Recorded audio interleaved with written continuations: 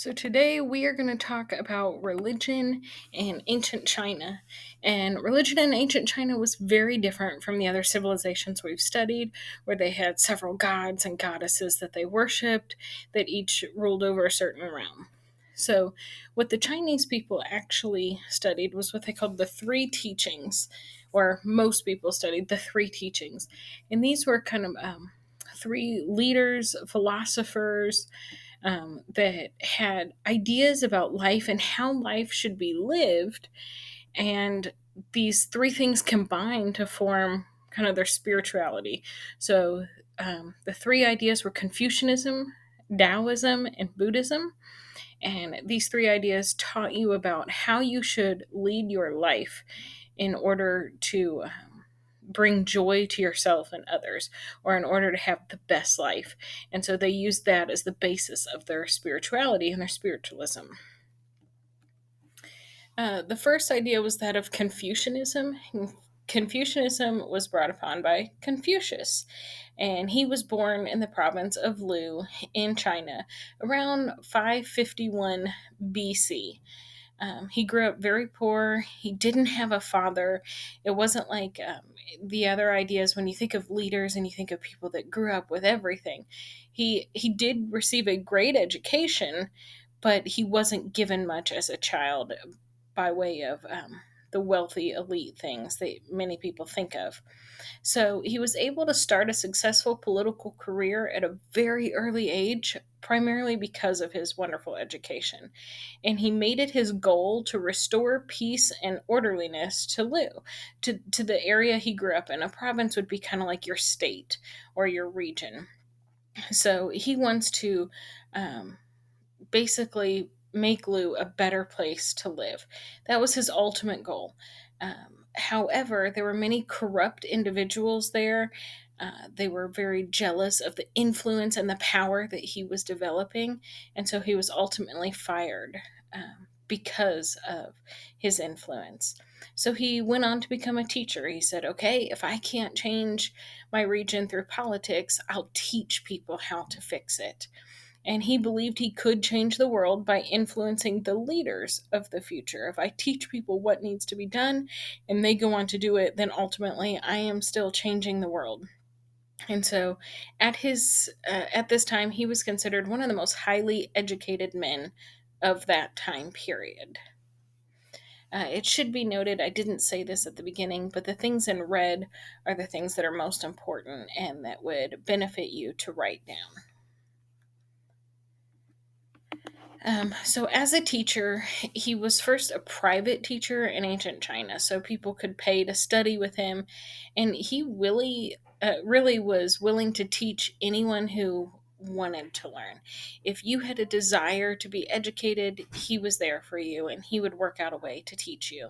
But he had very strict ideas about how people should behave in order to develop moral character, in order to be a better person or to uh, develop good characters, moral character, doing the right thing. So he had very strong beliefs on this, and that's what he was going to teach people. If you want to be a better person, this is what you have to do, and there's no gray area about it. And he called those ideas Confucianism. So his main teachings were to maintain order and peace, you have to return to traditional values of virtue. And that means that your job is to focus on your behavior, not the behavior of others, but to focus on fixing you. You can't change other people, but you can change who you are and therefore influence others. And you can learn what is right and good behavior if you study the lives of good people. So, while you are looking at other people's behavior, it's not to judge them or condemn them. It's, wow, that person leads a life that I want to have. What do I need to do to be more like them? Not how can I throw them under the bus. So he wanted you to study good people so that you could become a good person by changing your behavior. He never claimed that he was a god or a religious leader or any kind of divine being. He literally was just a man trying to teach people how to do the right thing. And so it was a code of ethics, a code of rules, almost like a rule book of things you should follow. And he developed ways that his code of ethics could be seen in government, it could be seen in religion, culture, basically in all parts of Chinese life at the time. The Analects, so he didn't write his own teachings down. His students wrote down what he taught. So he would say these things, and his students would say, "Wow, that's amazing. People need to hear this." And they'd start writing it down. And it was called the Analects. And this is just a series of, I think I have 9 quotes from the Analects here. Just copy one of them down, one of them that stands out to you. But he said, "Do not do unto others what you would not want done others to do to you." So instead of, like, we think of the golden rule, do to other people how you want to be treated, his was, how about just don't do to people what you don't want done? If you make a mistake and you do not correct it, that is a mistake. Learn from your mistakes, move on, is what he's saying. Do not plan the policies of an office you do not hold. Don't make rules for things that don't affect you. To see what is right and not to do it is want of courage. Basically means you're a coward, you're a chicken if you don't do the right thing when you know what's right. The essence of knowledge is having it to apply it, not having it to confess your ignorance. So, like, the main idea of all knowledge is that if you have it, use it. And if you don't have it, admit that you don't know something. Admit that you need to learn something. To be wronged is nothing unless you continue to remember it. So, yeah, people are going to insult you, but if you hold on to a grudge, that's when it becomes a problem. It is only the wisest and the stupidest that cannot change. So, wisest people can never get any better, and anyone else who refuses to change is stupid, is what he's saying. Everything has beauty, but not everyone sees it. It's a beauty in the eye of the beholder. And our greatest glory is not in never failing, but in rising every time we fall. So he says, to be the best doesn't mean you never failed. It meant that you got up every time you failed and you tried again. So, as a religion, Confucianism became the state sponsored religion in many of the Chinese dynasties, and it was considered one of the favorite philosophies of most Chinese rulers, and primarily because it didn't go against Chinese rulers. It just told people to be good people, and as a ruler, that's what you want. So, Taoism. What is it? It is pronounced Taoism, Tao, not Taoism, kind of how it looks. But it means the way, and it is basically translated as the way to happiness. The way to find happiness is through Taoism. It's not a religion, it's a way of looking at life and a new way of thinking about things. It's a spiritual force that influences the whole universe. They say it's found in all things. And even though it's a little bit of everything, it's bigger than everything. It's bigger than you can grasp. So it was started by this Chinese philosopher named Lao Tzu in the 6th century BCE, and he was called the Supreme Master. He was alive at the same time as Confucius, and he started a sacred book of Tao called the Du Jing, and that's where he could write down his ideas and his teachings. And it is often said that this guy rode around on an ox, so that became the symbol of Taoism. Taoism is the way things are. So Taoists believe if you look at life and you think about things in the right way, you'll be happier. So it's all in the eye of the beholder. The way you see things is the way you find happiness. So things can always be changed, but discover the way things are and be happy. It's the idea of you can make things better, but why not try and be happy with what you have now? So, in the story of the ugly duckling, which you all have, I'm sure, heard before, where he feels really ugly and he decides to be a swan instead, it says, when does the duckling stop feeling ugly? It's when he discovers he's already a swan. So, when he recognizes who he really is, he's a beautiful swan. That's how he's happy. And that's the idea of Taoism. Recognize the way things are, and you'll be happy then.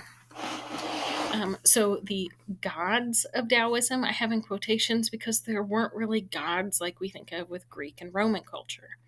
Instead, in the beginning, Taoists believed there were no gods or goddesses at all. And then over time, they started worshiping Lao Tzu and some of the other Taoist teachers. And then that kind of transformed, and they basically worship nature, the forces of nature. So you worship the sun, the moon, the stars, the tides, the things that affect your everyday life in nature. The major rules for Taoism: good actions will mean a better life for the soul. It's that simple. In Taoism, is that if you are a good person, you'll have a better life. And so they said, follow these rules. You're not allowed to tell lies. You can't steal. You can't commit adultery. You can't commit murder or drink alcohol.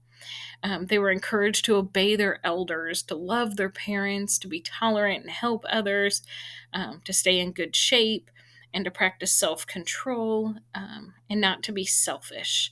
Um, so, really, a lot of these ideas, I think a lot of times when people think of Taoism and these religions, they say, well, you can't be into Taoism and also be a Christian or something like that.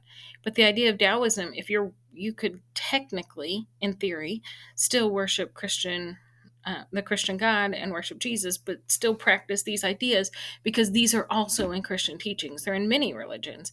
It's the idea of doing the right thing to help those around you and to be better for those around you as well.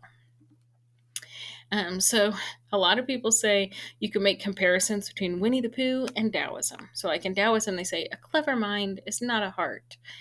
And in Winnie the Pooh, they say rabbit's clever, said Pooh thoughtfully. Yes, said Piglet, rabbit's clever. And he has a brain. Yes, said Piglet, rabbit has a brain. There was a long silence. I suppose, said Pooh, that that's why he never understands anything. So a lot of people take quotes from Taoism and translate it to Winnie the Pooh as well. All right. Also in Taoism is the Tai Chi, and Tai Chi is a set of very controlled, slow-moving exercises, kind of like a yoga type thing, that discipline the body and the mind. And it's a form of physical exercise and kind of meditation that was invented by a Taoist. And we're actually going to do some of this later this week. So it's actually very relaxing and a lot of fun. I've done it in the past with students, and at first they're kind of like, I don't know about this. And then they realize how much better it made them feel throughout the day. So we'll try that later. Also in Taoism is the yin yang symbol. This represents the harmonies and the interaction of two opposing forces. You have the good and the bad, the male, the female, that often the way it's said is the good and evil, where white is good, black is evil, and there's a little bit of each in. There's a little bit of evil in the good and a little bit of good in the evil, and that they're balanced and harmonious. But this is often a symbol of Taoism as well. And the third teaching is Buddhism, which was started by Prince Siddhartha Gautama of India. And he, as the complete opposite of Confucius, was raised with everything. He was a prince. But he was really bothered when he looked around and saw pain and suffering everywhere. It wasn't something he had really experienced in his life because he was a prince. But he met a monk, and he found that even though this monk had nothing, he was able to be happy, and he found happiness amidst the suffering. So the prince decided he was going to give up royalty, give up being a prince, and become a monk, where he could find this happiness as well. And he traveled around ancient India for 6 years looking for peace and calm. And then he discovered how to end all suffering and that he could cure all suffering. So the monks started calling him the Buddha, which means the awakened one. So his teachings decided the way to end suffering was basically following these basic rules: the Four Noble Truths, the Eightfold Path, and the Middle Way.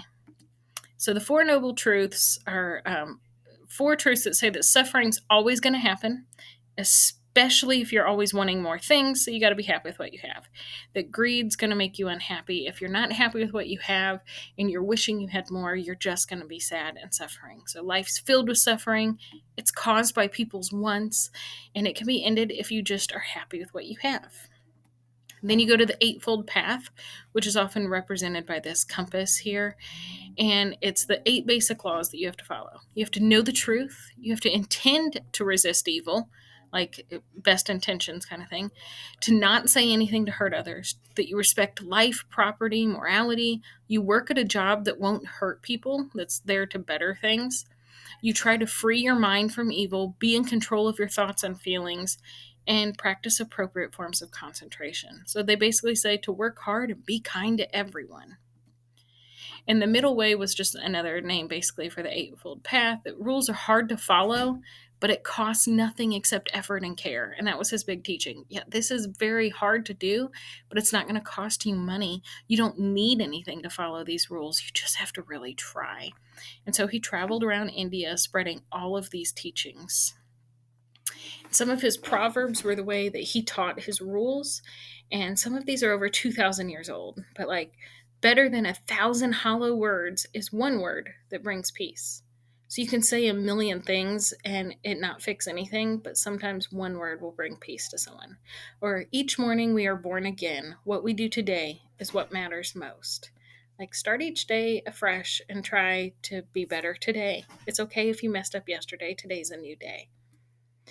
So he also had this idea of be the best. So the laughing Buddha statues are these statues kind of like in this picture that you see all the time, and it reminds people to greet each day with joy and become the greatest person in the world because you are the best person you can be.